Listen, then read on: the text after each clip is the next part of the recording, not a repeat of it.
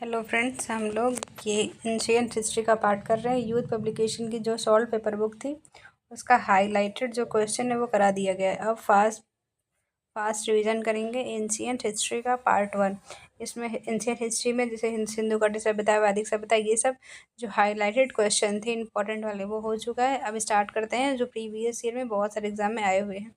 Start करते हैं, पहले सिंधु घाटी सभ्यता से स्टार्ट करते हैं। निम्नलिखित में से किस युग में तांबे का पहली बार उपयोग किया गया है? ऑप्शन है मध्य पाषाण युग, ताम्र पाषाण युग, पूरा पाषाण युग, नव पाषाण युग। इसका सही आंसर होगा ताम्र पाषाण युग। ताम्र पाषाण युग जो है उसमें तांबे की पहली बार उपयोग किया गया है। ताम्र पाषाण युग नव पाषाण युग के बाद शुरू होता है। यह लगभग 2000 ईसा पूर्व से 1500 ईसा पूर्व के आसपास कांस्य युग का ही एक भाग है। इसमें मनुष्य पत्थर के औजारों के साथ साथ तांबे के भी औजार का उपयोग करने लगे। इसका तांबा तो ताम्र, इसे याद रख सकते हैं। हड़प्पा के एक बंदर का नाम लिखिए। लोथल, नागपट्टनम, महास्थानगढ़, सिकंदरिया। तो इसका सही आंसर है लोथल। लोथल जो है वो एक बंदर का स्थल है। यह भारत के गुजरात राज्य के भोगवा नदी पर, ये कहाँ है? ये गुजरात में। पूछेगा, ये भी कुछ पूछा था कि जो हड़प्पा है वो कहाँ है, तो वो गुजरात में है, भोगवा नदी के किनारे है। और इसकी खोज रंगनाथ द्वारा 1955 और 60 के दौरान हुई थी।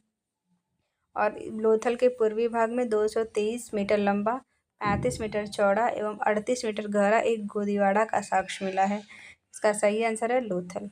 हड़प्पा के दौरान डांसिंग गर्ल नर्तकी की कांस्य प्रतिमा बनाने के लिए है तकनीकी का इस्तेमाल किया गया था। कौन सी? पत्थर की नक्काशी, हाथी दांत की नक्काशी, लकड़ी की नक्काशी, मोम लोपी कास्टिंग, ढलाई कास्टिंग। इसका सही आंसर हो जाएगा मोम लोपी कास्टिंग जो है डांसिंग गर्ल को बनाने के लिए मोम लोपी ढलाई कास्टिंग का उपयोग किया गया है।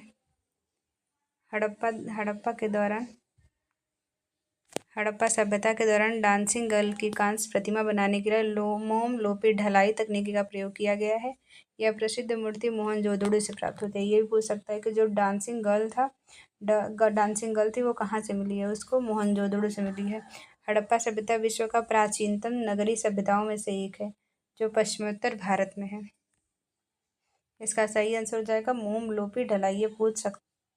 5वीं शताब्दी ईसा पूर्व में तुर्की के लोगों ने सिंधु के पूर्व में लोगों द्वारा इस्तेमाल की जाने वाली भाषा क्या थी? इस टाइम में कौन सी भाषा सिंध के पूर्व में यूज़ की जाती थी? हिंदी, हिंदवी, अल हिंद, इनमें से कोई नहीं। इसका सही आंसर हो जाएगा हिंदवी। इसमें जितने भी क्वेश्चन है वो 1-2 साल के अंदर जो आए हुए क्वेश्चन है यूपी SSC आयोग द्वारा जो पूछा गया वो सब लिए गए हैं।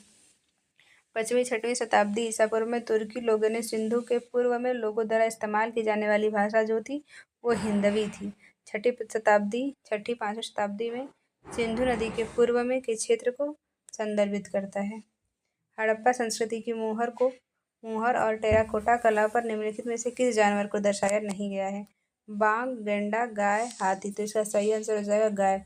गाय को हड़प्पा संस्कृति की मुहर और टेराकोटा कला पर दर्शाया नहीं गया है। हड़प्पा संस्कृति की मुहर और टेराकोटा कला पर गाय को दर्शाया नहीं गया है। इस काल की मुहर वर्गाकार, त्रिकोणीय, आयताकार होती थी और दाईं से बाईं ओर लिखा होता था। बैल, गेंडा और हाथी के चित्र मिलते हैं लेकिन गाय के नहीं मिले हैं। टेराकोटा कला राजस्थान की प्रसिद्ध हस्तकलाओं में से एक है। हड़प्पा का इनमें से कौन सा नगर 3 भागों में विभाजित है? लोथल, मोहनजोदड़ो, कालीबंगा, धौलावीरा। इसका सही आंसर हो जाएगा धौलावीरा जो है वो 3 भागों में विभाजित है। हड़प्पा काल का पूरा स्थल जो है वो धौलावीरा गुजरात के कच्छ राज्य में स्थित है और 3 भागों में विभाजित है। और इसको धौलावीरा की जो खोज है वो 1967 और 68 में JP जोशी ने किया था। इसका सही आंसर हो जाएगा डी, धौलावीरा। 3 भागों में पूछा जाएगा कि 3 भागों में कौन सा विभाजित है, तो धौलावीरा कहाँ पर है? गुजरात में है। निम्नलिखित में से कौन सा सिंधु घाटी सभ्यता से संबंधित, ये क्वेश्चन है कि निम्नलिखित में से कौन सा सिंधु घाटी सभ्यता से संबंधित नहीं है? कालीबंगन, पाटलिपुत्र, लोपड़, रोहतल। तो पाटलिपुत्र जो है ये सिंधु घाटी सभ्यता से संबंधित नहीं है। लोथल में वो बंदरगाह मिले थे। और लोथल जो है वो गुजरात में पड़ता है। मोहनजोदड़ो शब्द का अर्थ क्या है? पसंदीदा शहर, माउंट ऑफ द डेड, रहने की जगह, एक बाजार क्षेत्र। इसका सही आंसर हो जाएगा माउंट ऑफ द डेड जो है मोहनजोदड़ो का अर्थ है। सिंधु घाटी सभ्यता एक नगरीय सभ्यता थी। ये पूछा जाता है कौन सा नगरीय सभ्यता थी और कौन सा ग्रामीण सभ्यता थी। इसमें मोहनजोदड़ो घाटी एक प्रमुख नगर है। पाकिस्तान के लरकाना सिंधु नदी के दाहिने तट पर स्थित है। इसका अर्थ होता है माउंट ऑफ डेड। और इसकी जो खोज है, सिंधु घाटी सभ्यता की खोज लिपि जो है वो भाव चित्रात्मक है, दाएं से बाएं लिखी जाती है। सिंधु घाटी सभ्यता के बारे में इनमें से कौन सा कथन सत्य है? सिंधु लोग कपास का उत्पादन करने वाले पहले थे। उन्होंने लकड़ी के बक्से में अनाज भंडारित किया था। सिंधु घाटी सभ्यता पंजाब, सिंध, बलूचिस्तान, गुजरात, राजस्थान, पश्चिम बंगाल के कुछ हिस्से को कवर करता है। सिंधु लोग कुत्तों, बिल्लियों और घोड़ों को बड़े पैमाने पर पालते थे। इसका सही आंसर हो जाएगा सिंधु लोग जो थे वो कपास का उत्पादन करते थे। इन्होंने सूती वस्त्र को रेशों की इस बात पता चलता है और कपास की खेती की जाती थी इस टाइम। और ये शहरी व्यवस्था थी यहाँ पर। और यहाँ पर कपास की खेती सबसे पहले ये लोग कपास की खेती प्रारंभ किए थे करना। अब आगे देखते हैं। सिंधु सभ्यता में घोड़े की अस्थियां का अवशेष कहाँ है? बनवाली, चहुंदरो, सुतकांगडेर और सुरकोटदा। इसका सही आंसर है सुरकोटदा। ये गुजरात के कच्छ जिले में है। यहाँ से घोड़े की अस्थियां तथा एक कब्रगाह के अवशेष प्राप्त हुए हैं। सुरकोटदा के से शवाधान की एक नई विधि कलश शवाधान का उदाहरण मिला है। अब ये हो गया सिंधु घाटी सभ्यता से जितने भी क्वेश्चन आए वो सब है। अब वैदिक सभ्यता आते हैं। उपनयन समारोह से क्या तात्पर्य है? बच्चों को एक औपचारिक नाम दिया जाना। बच्चों को सूर्य और चंद्र के औपचारिक दर्शन कराए जाते थे। बच्चों को पवित्र जनेऊ धारण कराया था। बच्चों के विवाह करना। इसका सही आंसर होगा बच्चे को एक जनेऊ धारण कराया जाता था। उसमें उपनयन संस्कार कहते थे। वैदिक सभ्यता में होता था। सत्यमेव जयते महाकाव्य कहाँ से उद्गृत है? शतपथ ब्राह्मण से, ईशोपनिषद से, मुंडकोपनिषद से, महाभारत से। इसका सही आंसर हो जाएगा मुंडकोपनिषद से सत्यमेव जयते महावाक्य लिया गया है। सत्यमेव जयते मुंडकोपनिषद लिया गया है। यह यज्ञ की तुलना टूटी हुई नाव से की गई है। और भारत का इस टाइम आदर्श वाक्य भी है। सत्यमेव जयते उत्तर प्रदेश के वाराणसी में स्थित सारनाथ में। वेदों के गद्य प्रकरण क्या कहलाते हैं? संहिता, ब्राह्मण, आरण्यक, उपनिषद। इसका सही आंसर बी हो जाएगा ब्राह्मण। वेदों के गद्य प्रकरण को ब्राह्मण का। निम्नलिखित में से कौन सा ज्ञान के सिद्धांत पर बल देता है? योग दर्शन, वेदांत दर्शन, सांख्य दर्शन, उपनिषद। इसका सही आंसर हो जाएगा उपनिषद जो है वो ज्ञान के सिद्धांत पर बल देता है। उपनिषद हिंदू धर्म का महत्वपूर्ण श्रुति ग्रंथ है। वैदिक वाङ्मय का अभिन्न अंग है। इसमें परमेश्वर, परमात्मा, ब्रह्मा, आत्मा के स्वभाव और संबंध का बहुत ही दार्शनिक ज्ञानपूर्वक वर्णन किया गया है। और 17वीं शताब्दी में दारा सिकोन ने उपनिषदों का फारसी में अनुवाद किया था शेर ए अकबर के नाम से। ऋग्वेद में निम्नलिखित में से किस देवता का सर्वाधिक महत्ता का वर्णन है? वरुण, इंद्र, अग्नि, शिव। इसका सही आंसर बी हो जाएगा। इंद्र का सर्वाधिक वर्णन किया गया है ऋग्वेद में। ऋग्वेद जो है वो प्राचीनतम एक ग्रंथ है, वेद है। इसमें 10 मंडल है। इसमें 10 मंडल और 128 सूक्त और 10,518 ऋचाएँ हैं। और पढ़ने वाले ऋषि को होत्र कहते हैं। सर्वाधिक जो वर्णन है इंद्र का है इसमें। प्राचीनतम वेद कौन सा है? तो ऋग्वेद जो है सबसे प्राचीनतम वेद है। इसकी रचना सप्त सिंधु प्रदेश में हुई थी और महर्षि कृष्ण द्वैपायन ने किया था। इसका सही आंसर हो जाएगा। निम्नलिखित में से किस भारतीय पुरातन ग्रंथ में अपराध और अपराधी का जिक्र होता है? अर्थशास्त्र, न्याय मीमांसा, मनुस्मृति। इनमें से कोई उपयुक्त अधिक? इनमें से एक से अधिक। इसका सही आंसर हो रहा है सब में इन सब पुरातन ग्रंथों में अपराध और अपराधी का जिक्र किया जाता है। शतपथ ब्राह्मण और तैत्तरीय ब्राह्मण के किस ब्राह्मण का मूल अर्थ है? ऑप्शन है सामवेद, अर्थवेद, यजुर्वेद, ऋग्वेद। इसका सही आंसर हो जाएगा यजुर्वेद। यजुर्वेद में यज्ञ से संबंधित बात की जाती है और इसमें वेद और उनके ब्राह्मण। ऋग्वेद में ऐतरेय ब्राह्मण और कौस्तुकी ब्राह्मण है। शुक्ल में शतपथ ब्राह्मण है। कृष्ण में यजुर्वेद तैत्तिरीय ब्राह्मण है। सामवेद में पंचविश ब्राह्मण जैमिनी है। अर्थवेद में गोपद ब्राह्मण। ये किसी से भी रिलेटेड पूछ सकता है, कोई भी पूछ सकता है।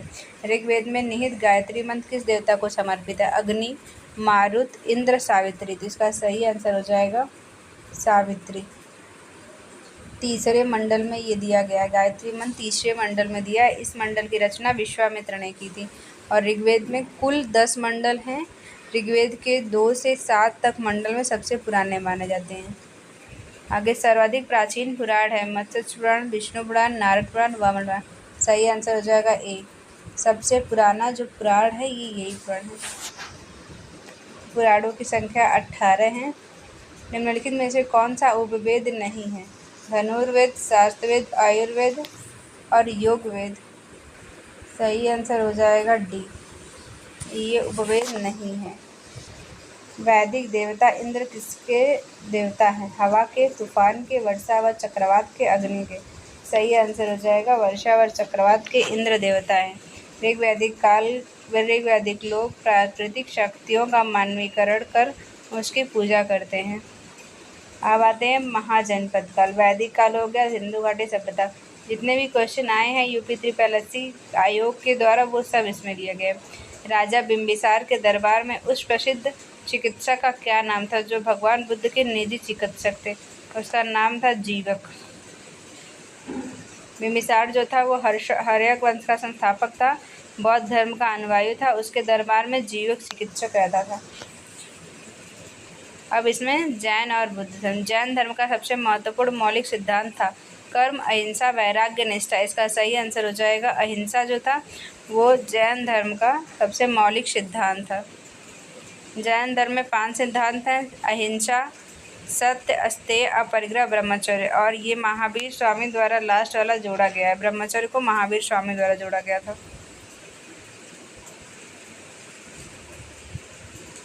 गौतम बुद्ध को ज्ञान किस नदी के तट पर प्राप्त हुआ है? गंगा, गंडक, पुनपुन, निरंजना। इसका सही आंसर हो जाएगा निरंजना।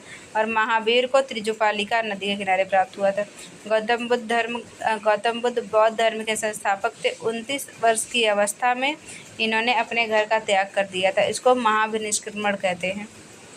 और निरंजना नदी के किनारे वैशाख पूर्णिमा के दिन इनको ज्ञान की प्राप्ति हुई थी।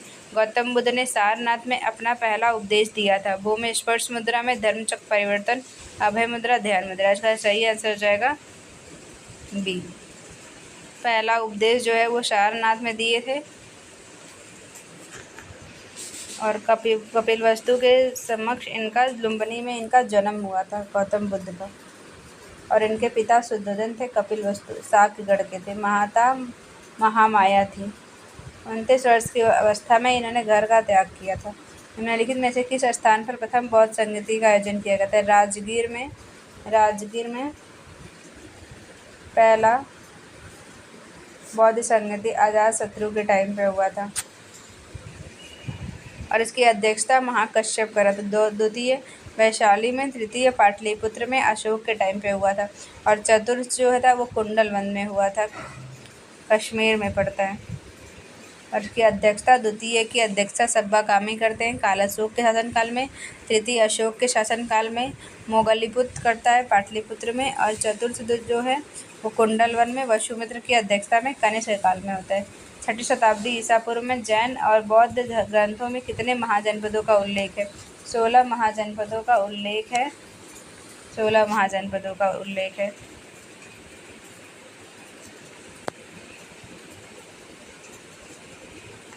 भगवान बुद्ध को 200 फीट ऊंची कांस्य प्रतिमा स्थापित करने का निर्णय लिया गया है। कुशीनगर में, सारनाथ में, श्रीवस्ती में, बामियान में।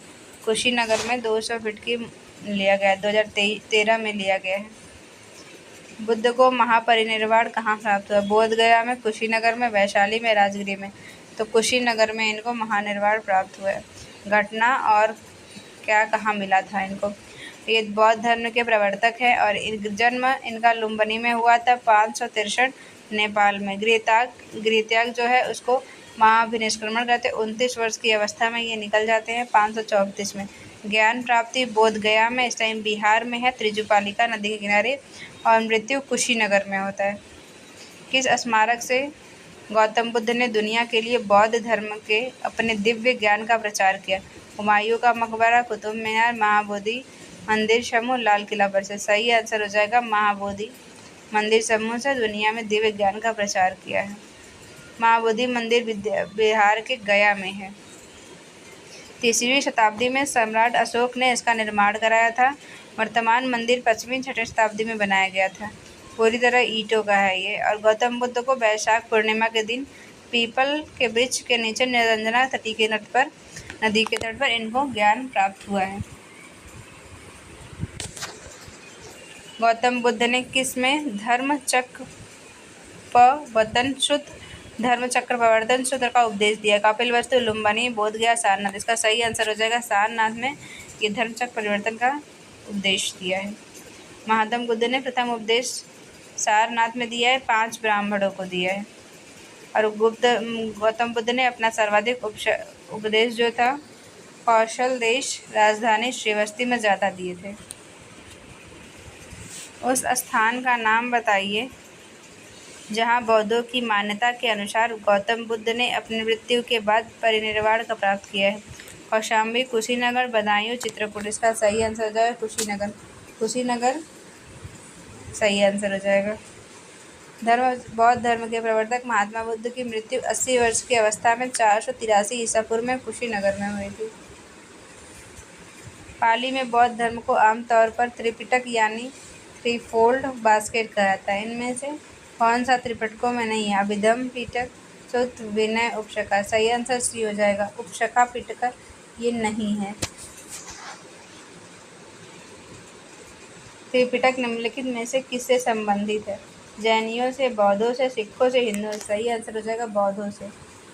त्रिपिटक जो है वो बौद्धों से संबंधित है। ज्ञान प्राप्त करने के बाद गौतम को किस रूप में जाना? जिन, ज्ञान, बुद्ध, बोधि। सही आंसर हो जाएगा बुद्ध के नाम से जाना जा रहा है। इनका जन्म लुम्बिनी में हुआ था, याद रखिएगा। महाबोधि वृक्ष के नीचे इनको ज्ञान की प्राप्ति हुई थी त्रिजुपालिका नदी के किनारे पर। बोध गया एक महत्वपूर्ण। बुद्ध ने अपना पहला उपदेश कहाँ दिया था? कुशीनगर, सारनाथ, अयोध्या, वाराणसी। सही, इसका सही आंसर का पहला उपदेश जो है वो सारनाथ में दिया था। बुद्ध को ज्ञान की प्राप्ति बोध गया में हुई थी। उन्होंने पहला धर्मोपदेश जो है वो सारनाथ में दिया था। उसको हम धर्मचक्र परिवर्तन कहते हैं।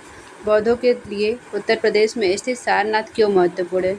भगवान बुद्ध ने सारनाथ में ज्ञान की प्राप्त किया था। भगवान बुद्ध का जन्म सारनाथ में हुआ था। भगवान बुद्ध का सारनाथ में महापरिनिर्वाण हुआ था।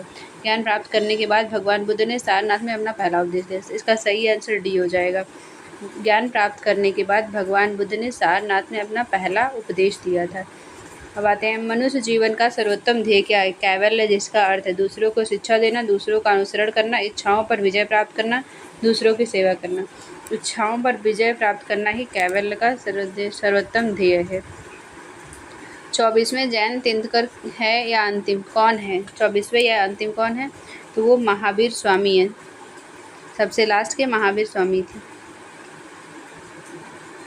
पहले जैन कौन थे? पहले जैन तीर्थंकर कौन थे? ऋषभदेव थे ये पहले, ये और लास्ट में महावीर स्वामी थे। और अब तक 24 हो चुके थे उस टाइम।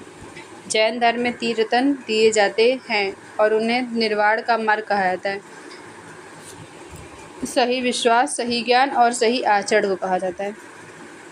ये अच्छा लगा होगा तो लाइक, शेयर, सब्सक्राइब जरूर करिएगा। ये एंशिएंट हिस्ट्री था।